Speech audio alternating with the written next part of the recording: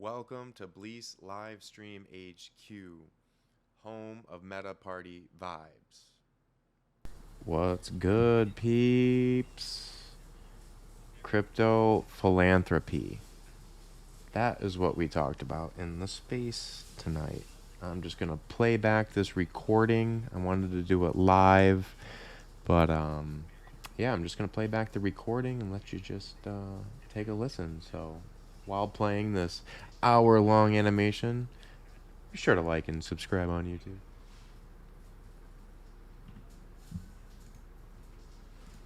All right, what is good, peeps? I see Ash is in here, Lourdes is in here.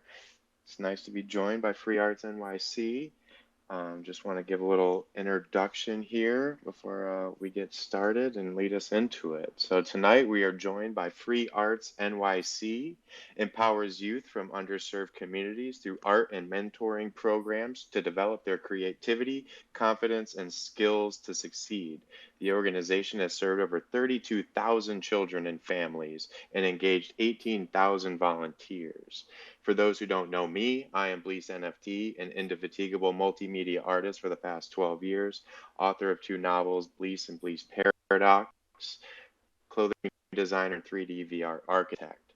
Free Arts NYC's approach, as stated on their site, freeartsnyc.org, is to ensure each child and teen has the attention of a one-on-one mentor, create access to the arts and exposure to creative careers, build self-esteem, confidence, and communication, collaboration, and problem solve, to create a meaningful connection between youth and role models and ignite a spark in their youth to pursue viable creative career paths.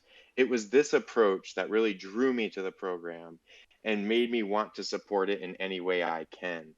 I felt that the definition of Bleace coincided perfectly with Free Arts NYC's approach stated above.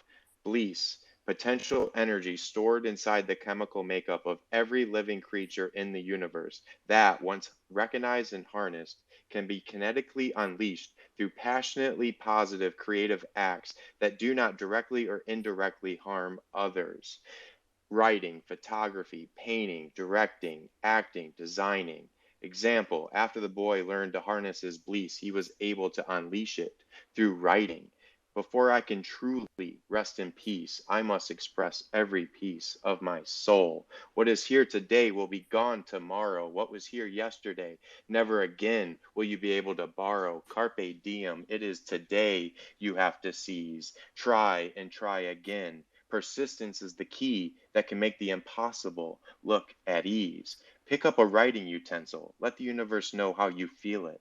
Pick up a brush. Let the universe know how you see it. Pick up an instrument. Let the universe know how you hear it. Pick up a camera. Let the universe know how you perceive it. Pick up yourself. Let the universe know how you can help it. Thank you. And tonight we are joined by Ash and Lourdes. Please introduce yourselves and welcome. Thank you so much for joining. Thank you. What a beautiful opening.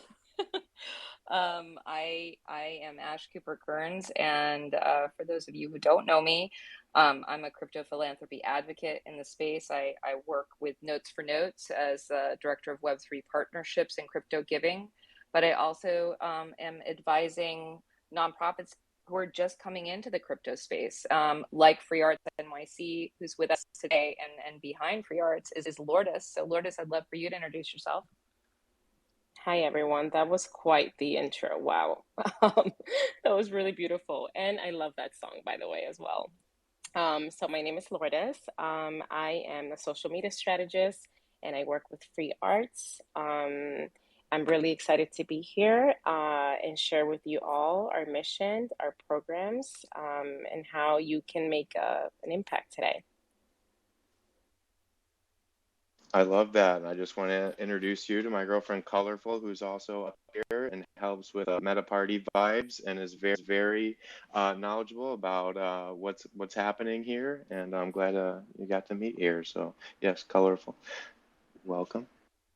Thank you so much, everyone. I'm really excited for this conversation, and I'm, really looking forward to learning about crypto philanthropy, learning about the nonprofit organization that is Free Arts. I absolutely love everything about it, and I think arts are extremely important in schools, and especially, like you were saying, underserved communities. Like we really need it, and there's a lot of kids out there that have a lot of dreams, and they have a lot of ideas, and I think that giving them that platform is extremely important. So I'm really excited that Bleace is a part of it, that we're hosting this space, and that we're all here tonight. So thank you so much.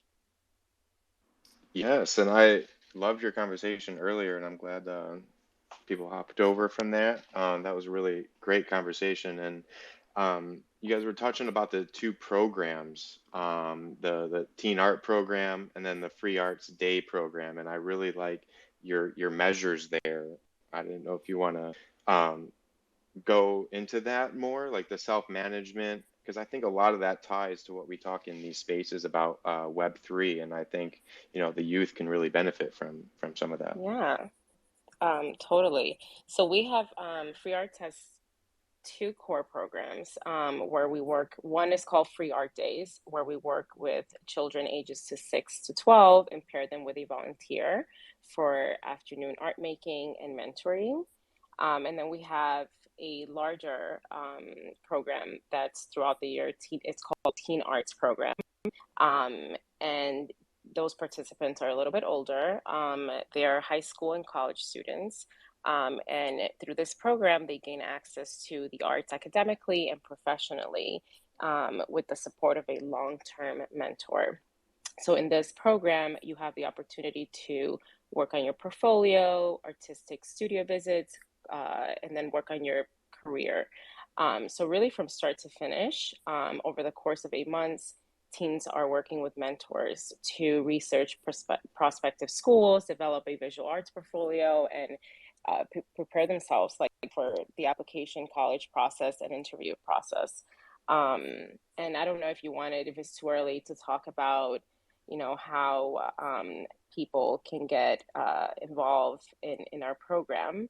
But I know you were interested actually in applying for our Creative Lab Mentorship, which runs from October to June. And that's when you are paired bi-monthly with a student and you do group workshops as well.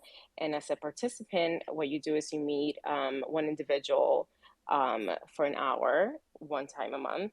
And they really just are helping the teens explore their career interests, and helping them through that process of developing a portfolio and getting ready for college. Um, and that process for us accepting volunteers is honestly really simple. It's just getting people that are really excited to work with us, and who believe in our mission and who have experience um, creatively as well. And quickly, I think it would be really beneficial to just step back and have a bigger, broader understanding of free arts. And just, I know he touched on, how many youth have been served, but, you know, we're coming up on 25 years this year for Free Arts NYC. And, could you speak a little bit about some of that impact? Those testimonials really were moving that you shared in the last spaces. And I think it's a real testament to the impact of this program on its membership. Yeah, no, totally. I mean, we've helped now um, over 40,000 students in New York City, which is a really big deal because there's a statistic that says 60% of children in New York City don't have access to any kind of arts education. So it's pretty incredible the work that we've done. And if you some of the amazing testimonials that Ash is referring to, which I'll read, speak to that. Speak to the impact we've had. So we've definitely made a difference in the life of these teens where, someone who was thinking about not even attending college just because they got featured at Sotheby's is now thinking, I'm inspired now to, be an artist and go to school. So I'm going to share a few of the testimonials that I think, can are really sentimental. So we have Jose, who's a student in Hunter College, who was with Free Arts for 7 years, who said, "The first time I showed my artwork in public was at our annual youth showcase at Sotheby's. It was a very exciting memory that I remember vividly. I wasn't sure about college at first, but now I'm in my first semester at Hunter College and majoring in studio art. My dream is to become a comic book artist." So this is, pretty incredible. I'll read one more. "I feel more confident." This is from Sandra, 13 years old. 13 years with free arts. And one thing I do want to say that I said in the last Twitter Spaces is that the incredible part about all this too is how long these students are with us. As you all know, maybe not all, but from my personal experience, at least growing up, I feel like, as a child or growing up, you kind of bounce around from program to program. You're kind of figuring out what you want to do. You're testing hobbies, and these students are so dedicated, and that's the best part. It's like you're building like a long-term relationship, and it's pretty incredible. So the student Sandra, who's been with us for 13 years, said, "I feel more confident with the amount of knowledge I have gained about art. Free Arts has continued to provide a support system for my dreams, and that has made me feel very confident to pursue my dreams." I mean, yeah. Whenever I get to hear from the youth that are, benefiting from these programs, it always inspires me to work harder to keep these programs free and going and accessible, and spreading the good word, because we have to continue talking about this need for creative outlets for youth. I mean, so many of us here as artists and creatives, I think, can really resonate with how much having access to a creative outlet has changed our perspective on life, has equipped us socially, emotionally to navigate through some really challenging times, even as an adult. And so to have these tools as a young person can change the trajectory of someone's life. And so it's programs like Free Arts that I really am excited to see entering the crypto space, because we are full of creatives. I mean, the Web3 space is just attracting like the most beautiful cross section of creatives in all these different fields. And I think it's critical for us to understand, even though we're in Web3 and we're in this space and we're digital, we need to ensure that this next generation has this access so that they can join us in this space, in the Web3 or whatever it is, by the time they get here. And so I'm excited about Brian Bleace, offering to volunteer, and is waiting actually to be matched right now with the youth, which is really cool. And in the testimonial, I just really want to quickly say, if we do have some people in the New York area, Lourdes, you want to talk quickly about the Sotheby's show that's going on right now that people can check out? Yeah, totally. So we partner with Sotheby's. This is our annual partnership. We've been doing it for 4 years now. And this is where we have our students from Teen Arts Program and Free Art Day Program showcase their work, which is pretty incredible, because one of our core pillars is to address the lack of diversity in the arts by providing access to these kinds of opportunities. So it's tomorrow if you're in New York, and it's from the reception is tomorrow from 5:30 to 8. We would be more than happy to send you a link afterwards if you're interested in applying and not applying, sorry, in RSVPing. And you have from tomorrow to the 28th to just go and look at their amazing work. And that's at Gallery 200 on the Yes, Gallery 200 Sotheby's. And I think I thought it was really cool when we were talking about how youth end up getting featured at Sotheby's. I mean, what a phenomenal opportunity. How hard is it for the youth that are participating to be in this show? It's because we have this incredible relationship. It's actually not that hard. And our students are so talented. So basically, we just reach out to the students in our teen arts programs and see who wants to go through the process.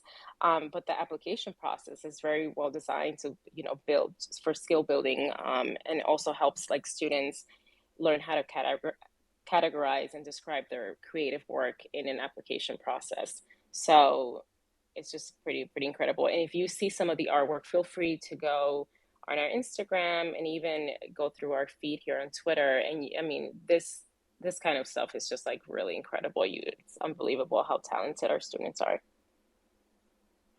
That's really it just, yeah. So on view until the 28th. So if you're in New York area, swing by, check it out, share with your friends that are in New York.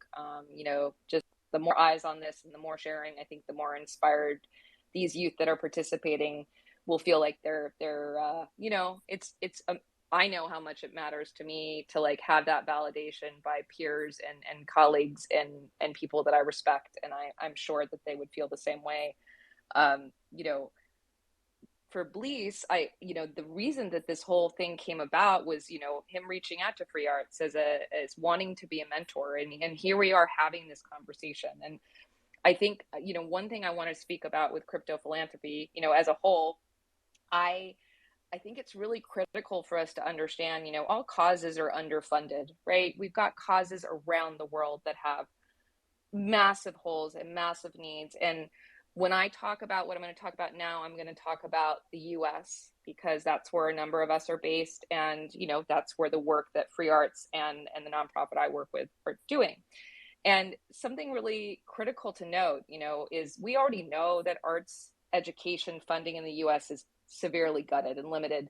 Lourdes mentioned 60% of youth, right, that don't have access. Similar metrics in California for the entire state of California, even though there is a statute like in the California Constitution that says that youth are guaranteed access between K and 12. That's a separate issue. But in the over $480 billion in fiat that was given last year, just charitable giving. This is corporations, foundations, individuals donating. Arts and humanities is historically always in the bottom three categories, where, you know, 5% of over $480 billion is what's going to arts and culture and humanities.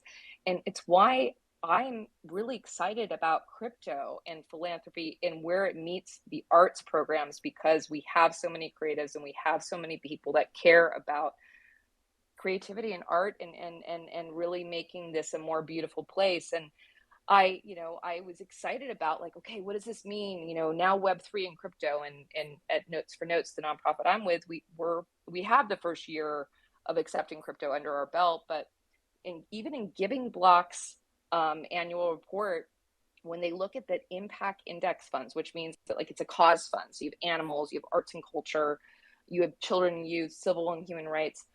Arts and culture is in the bottom three there as well, even in crypto philanthropy. And we are making, and that doesn't mean these individual nonprofits aren't getting donations, but as a whole, I think it's very important for us to note how critical it is to keep these kind of conversations and supporting arts and culture nonprofits, especially for youth, with those pieces of information in mind. I don't know, Bleace, if you had any kind of particular areas that you wanted to ask us questions about. I don't want to come in and dominate your space. No, I'm loving this. I'm just sitting back and just listening. Thank you so much for sharing. It's just I'm big on stats as well, and I'm glad that you shared that, because that's a shocking stat, 60%. And I know we talked about this too, of like the gap in internet, and it's like people think of America, they think everyone just has access to internet. That's just not the case. And like when you look at a city as prominent as New York, not having access to internet, like that's just mind-boggling to some people. And like, let alone the rural areas, right? Access to internet. And just, I just wanted to ask too, of like, where you see, like, what needs do you see that Web3 and crypto and NFTs could like fill, and like some of these gaps that could be filled. Absolutely. I mean, and when Bleace and Lourdes and I all kind of met and had this conversation, I talked about the technology gaps that exist in the US because our first, I mean, I know I got excited when I was like virtual classrooms, metaverse classrooms, classrooms that youth from around the world that can attend and work together and learn together. And then the reality became, well, it turns out that most youth don't have access to the internet, to a stable Wi-Fi connection, to the technology that they would need to be able to benefit fully from being able to create online and learn online. And, I think that there's an opportunity here for us to put pressure as a community on larger corporations like Verizon, like AT&T, others that could put infrastructure in to help with the technology gaps and fiber optic cables and things like that. Because the truth is that the schools are already working to get youth Chromebooks, which are not even robust enough to do a lot of things we're doing right in Web3. And the schools need to be able to focus on the teaching, not filling the technology gaps. And so I think we all kind of have to think about how do we as a community, take the pressure, the collective pressure we can have, and demanding that this become an equal, equitable access to this opportunity. It's with Notes for Notes, the nonprofit I work with as well. We have pro level recording studios across the US, and we have a digital kind of iteration of our program so that way we can reach students in more rural areas, students who don't have transportation to get to one of our locations. And we were so excited to be able to pivot and create a digital program right in April of 2020. I mean, we took a month. We were just like, we need to find our members and we need to make sure they have us. We need to make sure they have their producers and their mentors and their community, right? Especially in the time of the pandemic. Imagine as adults how much we've been hurting, being isolated and struggling. Now imagine being a young person. It really, my 17-year-old, to miss these critical years of in school, in community, right? It just breaks my heart. So how do we fix that? And it's a real question, and I'm always looking for answers and opportunities to have the conversation, because I think there is a huge disconnect about our understanding about what is in the US. And I know, Bather, you raised your hand a couple of times, and I want to make sure that I'm not I'm giving you an opportunity to speak. Oh, Especially, yeah, hop in. yeah, and definitely, don't want to, dive in too deeply, but just want to, reflect. You all clearly have been doing with Free Arts NYC. It's like 20 plus years in nonprofits and serving youth with long-term relationships. That's amazing. I'm coming out of the nonprofit sector in an area of the country that is mostly, small urban and very rural. We actually have Starlink is servicing some of the rural areas in the state that I'm in, contracted to provide that. And the question that, I have been asking the same question just in my work, and just the ways that, Web3 and cryptocurrency and some of the changes in the already awful, larger macroeconomic and, just people really, really excluded from, any opportunity to, gain legal wealth, to, keep legal wealth, to, have a foothold, in communities that are historically marginalized, and really the barriers to full participation and equitable access, et cetera, et cetera. So one of the things that I've worked with direct access,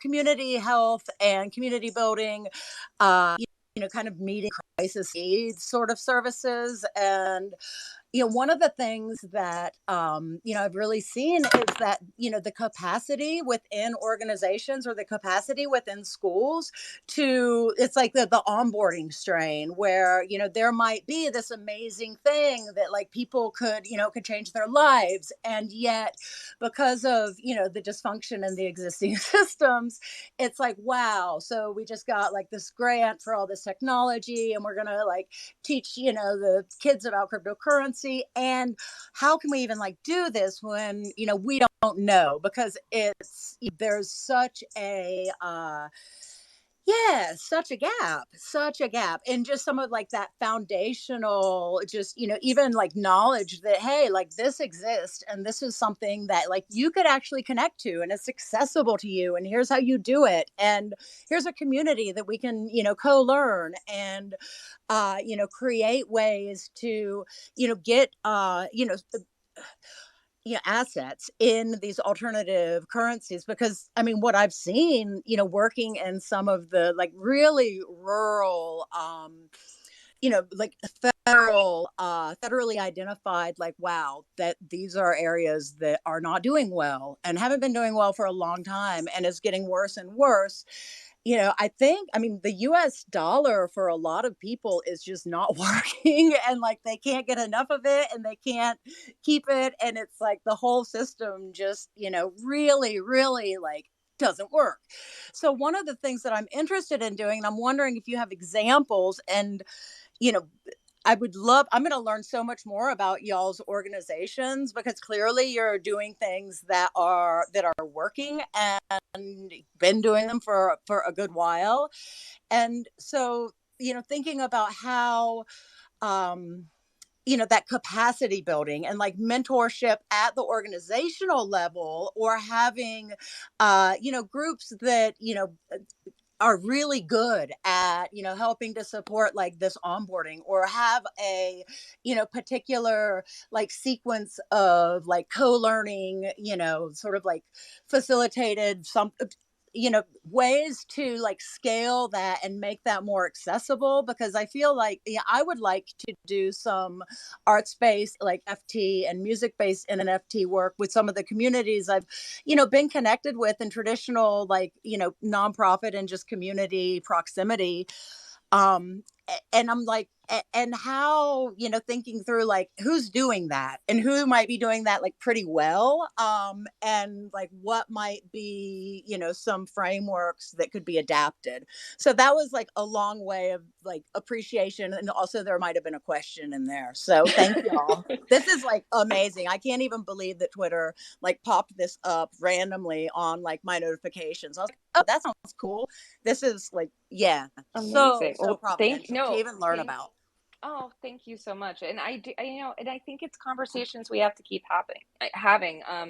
There were a number of questions in my mind in what you said and what you shared, and thank you for being in the nonprofit sector and having done work, at all to help improve the world that we are in. Because it really is a career and a life choice to do that. And so thank you, just from one nonprofit professional to another. Um, it has been a challenge. When I use the term Web 2 nonprofits frequently, only to create this distinction between a, kind of a crypto native nonprofit that is really solely focused on onboarding into the crypto space, or, DAOs, or, things like that, that are really hyper focused on, incubator programs, artist grants that are really about this. And what I think, what your question goes to is more that first step.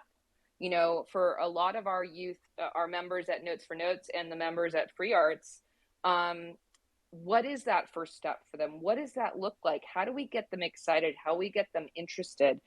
And there's a lot of challenges there. The first is us having to understand that the value systems are different when you are under different circumstances, right? So like, I know I got really excited talking to a 16-year-old about music and how she could do this and this, and she's like, but I have to, I don't know like where we're gonna have like our next full meal as a family, like I don't know, we're getting food insecurity, I don't know. And so then it becomes like, how can I even talk to her about these opportunities when she's not getting food? Right. So it's like we need to come at this from so many different angles to ensure youth and families are supported. So that way we can present this opportunity in a way that doesn't make them feel like they're missing out because they're already counted out because they've got other things that they have to tackle. Um, I would say, and I know that Free Arts and Notes for Notes, we've both been having a lot of conversations internally about how do we start offering some workshops that just pique some curiosity, and then where do we direct youth and families so that, so the parents are involved, because there's also financial literacy that just isn't being taught, regardless of crypto or fiat or whatever, but just financial literacy.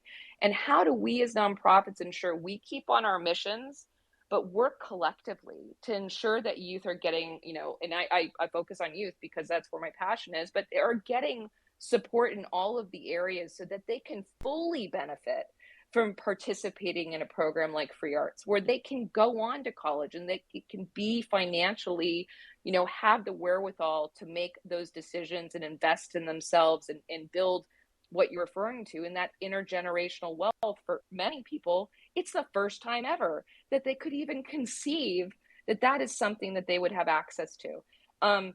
So I do think that there needs to be more partnerships. And I know it is the season of the DAO, or it's like season 4 of the DAO now, but I really still believe in coalitions, because the challenge is that with DAOs is like, with coalitions, at least we have our missions, right, that we're working toward individually, but collectively, Free Arts, Notes for Notes, other youth serving organizations, especially in the arts sector, are working to ensure youth have creative outlets and have social emotional learning, at a young age, and can kind of explore different career pathways. So how do we all work together? Because we're all working toward a collective goal, right? A brighter future. And so how do we do that? We need to partner with financial literacy nonprofits, and we need to do it in a way that is not just like, oh my God, I'm going to have to sit through a class in math, because that ends up being the challenge. When I sit my 17-year-old down, I'm like, we're going to do a budget right now. I mean, her eyes roll, right? Even though she knows how important it is. So we have to figure out how to lower the barrier to entry into the Web3 space, stop using the real tech heavy verbiage. I was a lawyer. I hate that we're using fungibility, a legal concept, in something that we want to be mass adopted. People hate lawyers. They hate legalese. It is not the right move. It's not the right play. So that's one thing. I just got back from speaking at Telluride Art and Architecture Week. I did everything possible to not use technical terms, because I think it is such a turnoff. Like, if I were on a date and someone talked to me that way, I'd be like, date over. Now imagine that, like, getting someone excited about a career choice, a career path. Like, no. So lowering the barriers to entry, it isn't just about the terminology. Having programs that are like the grant models that we have in the fiat world, where it is funding programs so we can work together, right? So like collaborative fundraising. Imagine a Notes for Notes and a Free Arts working with Unaji, which is a blockchain, it's an NFT project that is going to educate young people and other communities. There is Tech by Choice, which is an Los Angeles-based nonprofit with the entire goal of exposing the Black community to more opportunities in tech, right?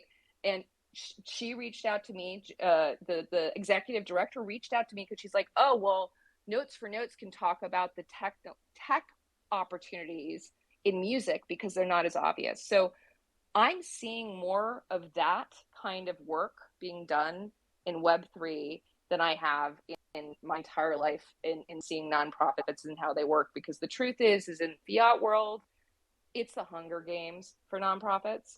I mean, we are really competing against each other, and we care about each other until we don't, because it really becomes who gets funded, right? So there's so many challenges, but I do feel like there's solutions. But Father, I saw your hand. Yeah. Well, and I was wondering, is there a yeah, I mean, is there a list or a resource page where people in, communities or, yeah, arts, culture creators, community builders could learn about, so this is happening in Los Angeles, this is happening here, uh, because that would be just so helpful because there's so much. And a lot of it is, I mean, some of the the technology and the language. I've been in the NFT space, learning, for the past year plus, and still it's like, whoa, there is a lot and it moves really fast, and like, what does this even mean? And so I think, one of the things that has been like a barrier for me and moving forward with organizing just some community co-learning spaces, in places where people are already gathering and congregating, or in community rooted, like community centers that are part of housing spaces or whatnot. A barrier for me has been like, okay, and so I yeah, I don't really know. I've facilitated all sorts of things. And so, my approach was like, well, maybe we could do some searches and we could like learn all this together, and we could try to find, but it really is kind of a jungle. And so if there is a resource hub, or a collective, and I love that you identified like this difference between DAOs and coalitions. And I think a lot about ways that collective impact, that idea of the partnerships, and meeting complex needs with from complex sources, is just like, yes, that is so where it's at. And yet I think it's like these, it's like people working within these systems like are so, I mean, it's like it's been so sad the past few years. It's like just work, like going through COVID and seeing like money come and just go all over the place, and people like burning out. And it's like, I feel like a big shift is coming, and that's wonderful. And also, you know how can I create, or access resources now to help people to like just create frameworks to bring in new information, because it's kind of like that, like, okay, we're just doing the best we can. We can't like bring anything else because it's just at that point of strain. And so I'm thinking a lot just about like capacity, accessibility, and having, I love the idea of, an internet search meander through, the various, like halls and hollers of Web3. But, for, people that like, yeah, are in scarcity and like have a ton to do. My kids, my youngest kid is about to be 18.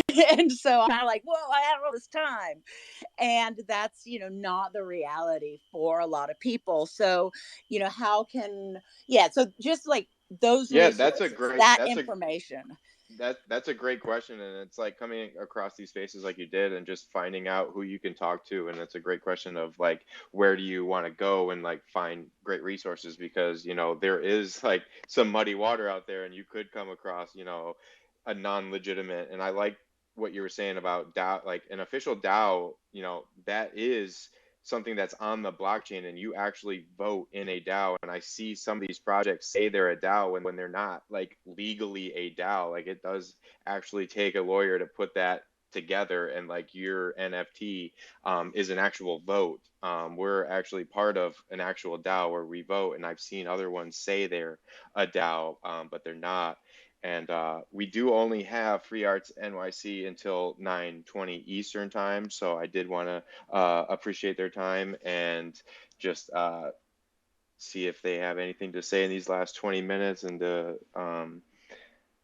get any Yeah, last words out. I'll Yeah. hop in really quickly, and then I'd love Lourdes to add some things. I'm really glad you brought up some of the points that you did. My I actually, like, just as a nonprofit professional and someone who has been spending a lot of time here personally and professionally, and recognizing that we need to find a better way to connect each other. especially people who are aligned about having the same intentions and desires, the onboarding. Not all of us are meant to teach and onboard and handhold. You know, not all of us are meant to do those things. Like, we all need to bring the value, the most value that we can bring, and recognize what that is. So for me, like, I'm speaking to groups of nonprofits about crypto philanthropy and the opportunities it means for their youth. And I'm trying to get those nonprofits excited, right, about what this looks like. But I'm also working on it's not a roster, but I'm actually compiling, based on being in this space since March of last year, all of the organizations that I've come across that I feel have a similar ethos. Either they're professional that I am interacting with, or the nonprofit as a whole, because we're all skeleton crews, nonprofits. I mean, we are usually highly underpaid, minimum wage or a little bit more, and we're working really hard because we care about it, right? So we need to find a way to not add more strain by going, now you have to educate about this. So I'm working on that matrix, as far as, okay, these nonprofits do this, these nonprofits do this, and that way we can kind of have a better way to find each other. So if there are any organizations that you think I should know about, please send them to me. My DMs are open, and I would love to know, because that's how we do it, right? So we work together. And Lourdes, do you have anything else you wanted to add about free arts, and kind of parting words about what people can do, and how to amplify and get free arts more known in the space? This is an amazing conversation. Just follow us, follow our social media, follow our Twitter, Instagram, and if you're interested in volunteering, talk about us in the spaces that we're not in. I know Ash is always doing that for Notes for Notes and Free Arts. This is, we're new to the game of Web3, and this is actually our second, because we were invited to one earlier, Twitter space. So if these are the conversations that are happening, we definitely want people to know who we are and the impact that we're having in the lives of these teens in New York City. And I'm going to leave it to anyone who wants to ask any questions for us. Yeah, I just wanted to appreciate people that tuned in. I see Glitch Cat.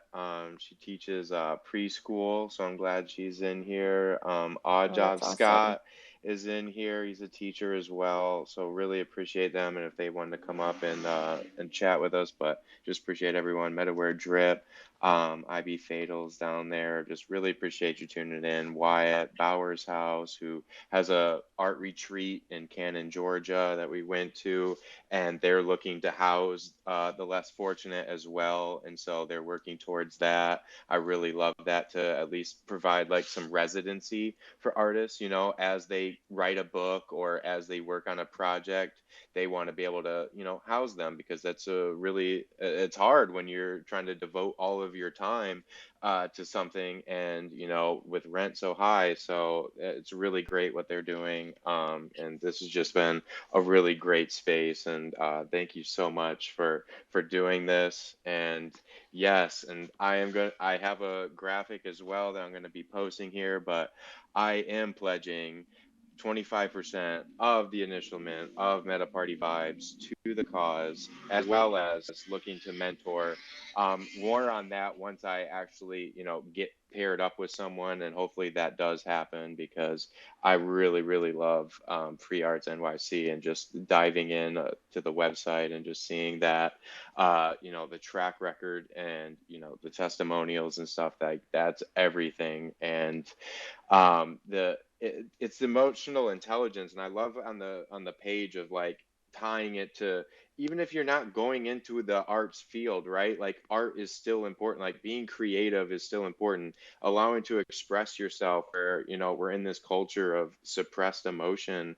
and of like not expressing yourself, and like being okay with being sad and being okay with that. I feel like art allows you to be vulnerable, right? It allows you to express yourself that you may not, I write loneliness is not having someone to talk to, so you're right to talk to yourself as someone Oh, else. I love that. And so that's how I grew this love of writing. And like, I wish someone had come to me like that, and approached me in that way. And that's why I wrote those novels, is really for myself when I was 11 years old, to try to give that voice. And if I can do that for someone, and I was also a part of a big buddy program when I was in elementary school, and 20 years later, I still call him my big buddy. Like, we still talk, and I jokingly still call him my big buddy. Like, I'll never forget that time. Like, it gets me a little emotional because it was a rough time. So you develop that, and like to hear those testimonials of those kids that, were there for years, like that's going to have such a trajectory on their life, to all these measurements that you talk about here. And it gives confidence to be able to embrace that vulnerability. And like I talk about that all the time, of people facing hard truths about yourself, to like really look in the mirror and try to give that greatest currency there is, which is your effect on others. That's so beautiful. You couldn't have said it any better. And, studies have shown that creativity boosts self-esteem and cognitive function and so in your social life and anxiety. I mean, it's something that I think a lot of people don't realize. It's not, like you said, it's not about that all our teens are going to become like, art maybe professionally, but it's that they found an avenue to be able to express themselves creatively, in a way, that they may not have otherwise if our program didn't exist. It's just giving them the tools to be able to express themselves. And you couldn't have said it any better. That was very beautiful. And I'm glad you've had these experiences in the past too. You're the kind of volunteer that we want for our program, that understands what true mentorship means.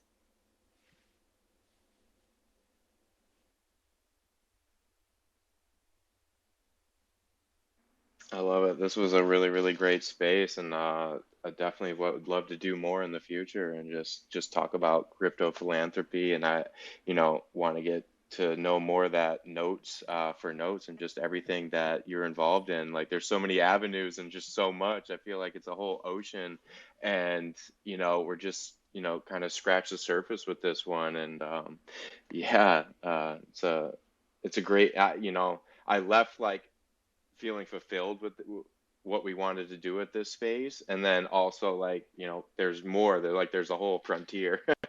So thank you. Thank you for the space and the platform. And I actually, these conversations around crypto and donating, and they were really happening a lot, early, like last year. And it's, when international crises and Afghanistan and Ukraine, that were more reactive. I think the more that we have these conversations in a proactive, preventative, just also reactive, but just to really educate ourselves, so that way when we're making donations, we're doing so with a lot of doing our research the way we would, in this space, and ensuring that we're supporting nonprofits or doing the work that we care about in a way that aligns with the way that we believe is the most impactful. So really doing the research on the nonprofits and digging into their website like Bleace did with free arts. I mean, it was so great that he knew more about free arts than I expected when we met. And that goes to show you, A, that he's a research nerd and I'm here for it, but also B, that he cared about this pledge and wanted to ensure it was going to a cause and a mission and an organization that was doing the work that really mattered to him and to the community that he's built in Meta Party. So, thank you so much. We'd love to come join again. I speak about crypto philanthropy often. And I'm just excited that there are more of us in this space talking about this. And so please, anytime you let us know, we'd love to come through again.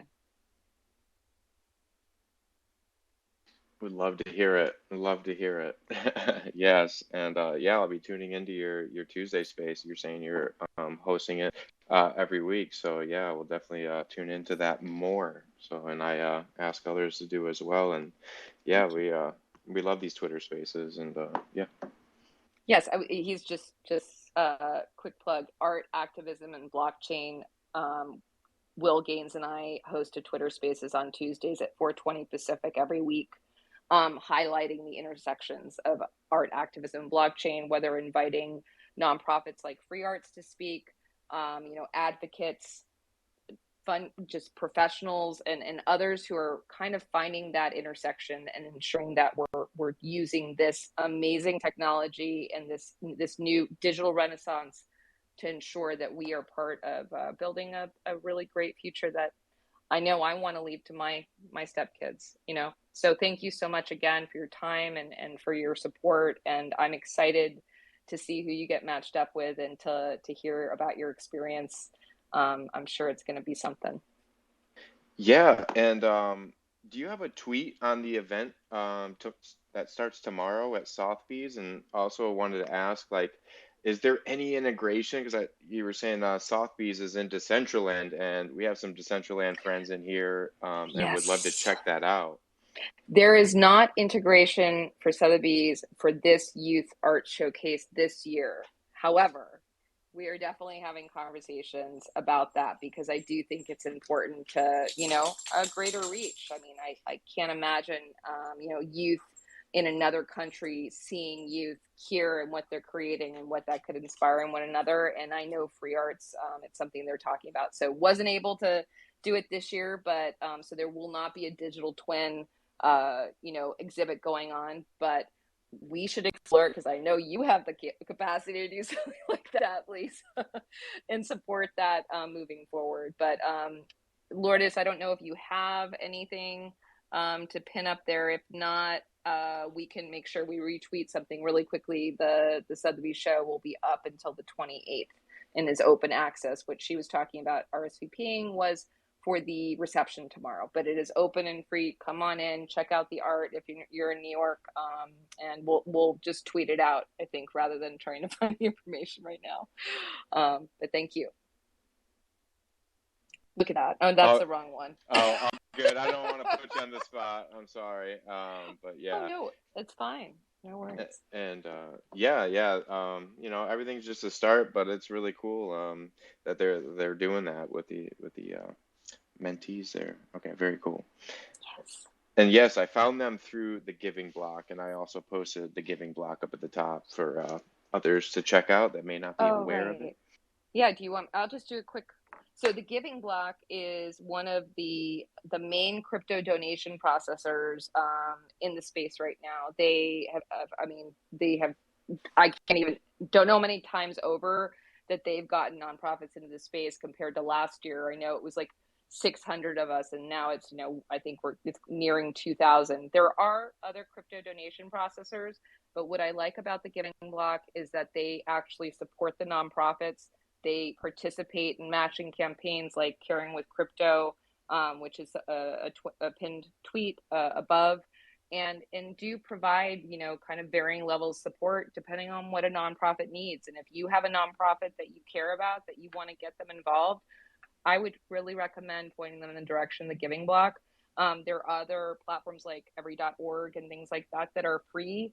But you get what you pay for, and you're not paying for support there. And I do think nonprofits need support when they're coming in. So check out the Giving Block, see what they're doing. And there's a lot of webinars they share, and there's spaces that they host.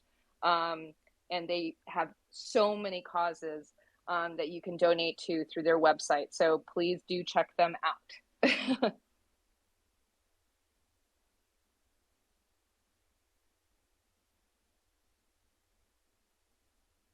Yeah, and I was looking at their website too.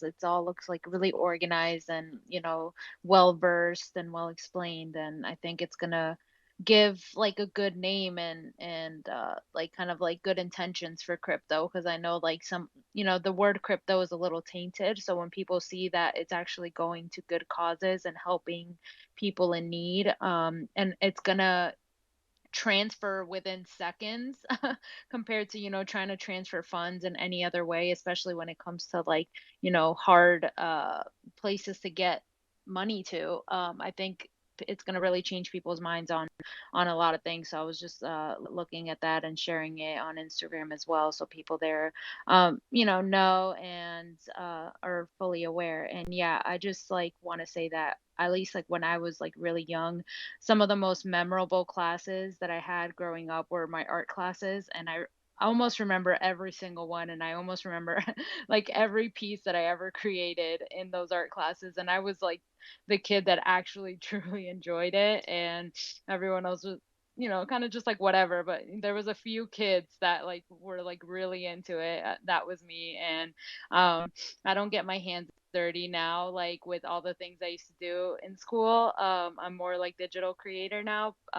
But that doesn't mean that if I ever, had a studio, I wouldn't want to do that. Or if I was ever like helping or, kids, or I don't work with kids, but I do love like how their minds work, and, how they're willing to just try so many new things. And yeah, I know for a fact that art teachers especially are the ones that I remember the most, that I really appreciate, just because it was like, and where everything was so structured in school. There was this one class you go into and it was just like fun and just different. And I really wish that we would focus more on that, because some kids are meant to be artists. Like that is point blank. They're not meant to be anything else but that. So yeah, I just absolutely love the whole cause and everything that's going on. And I can't wait to see what Bleace does as well. And I hope that we get to, keep connecting and keep learning. And we're really close to New York, so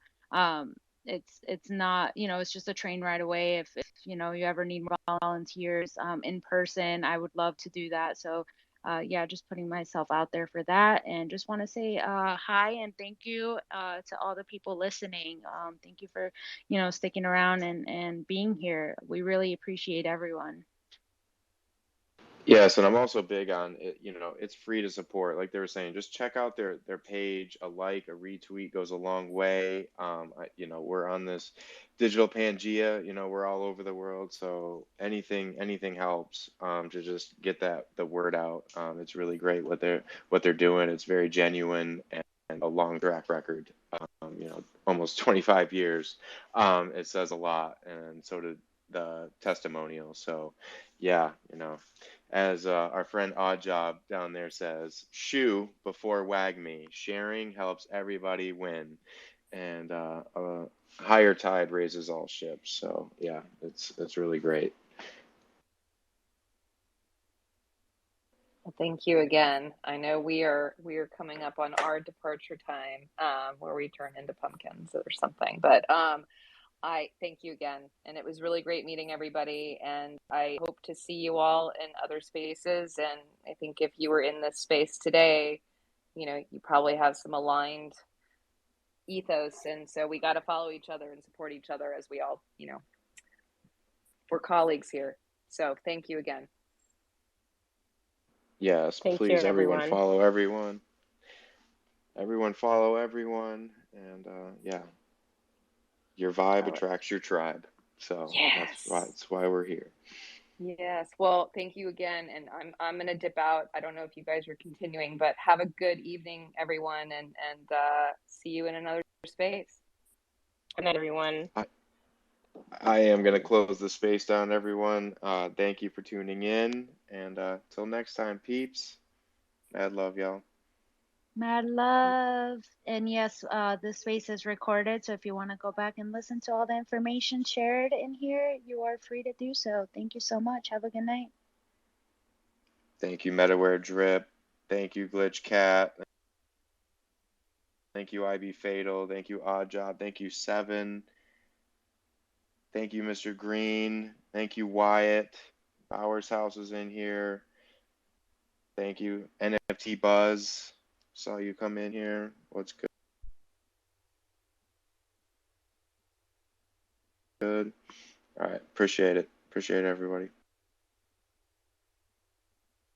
Thank you so much for watching these videos, taking the time.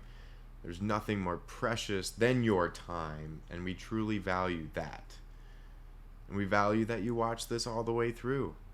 Check out more at Bleace.com, the home of Bleace Livestream HQ and the Meta Party vibes. Check out the eco-friendly, clean NFT collection on Object.com on the Tezos blockchain. It's free to support artists. A like, a share goes a long way. We would love to support you in any way we can. Follow for follow on all socials at BLEACE NFT, Bleace NFT, and Colorful Designs. Colorful with a K, Designs. Let's go further together.